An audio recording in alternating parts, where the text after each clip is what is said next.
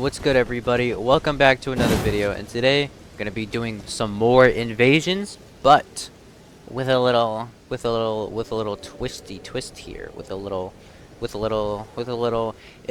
had my camera on, you'd be able to see what I'm doing with my hands, but whatever. Basically, we're gonna be using the tree spear.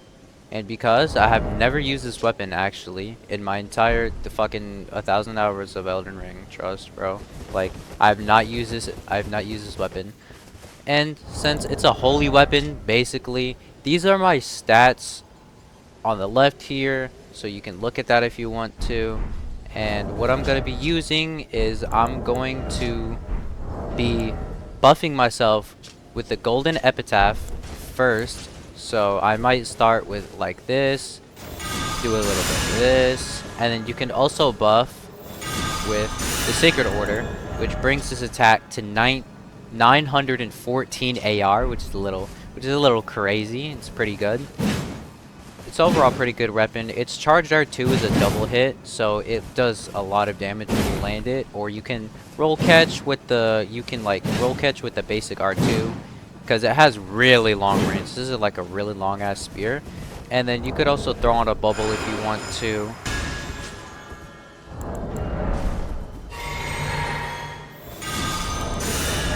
Oh, you can't stack it. You can't stack it. You can't stack it. You can't stack it.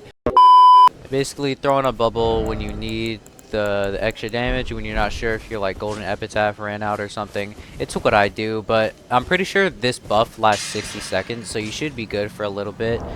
But golden bubble, the uplifting aromatic, I usually just use it for the bubble for the extra hit when I'm like mostly like out of flask or something, because when you invade you only get 6, and then you have the meat dumplings and what use that up. You can use bestial vitality when you're already low at flask. And then in my talisman loadout is Crimson Amber Medallion +3, Earth Tree Favors +2, Two-Handed Sword Talisman, and Retaliatory Cross Tree.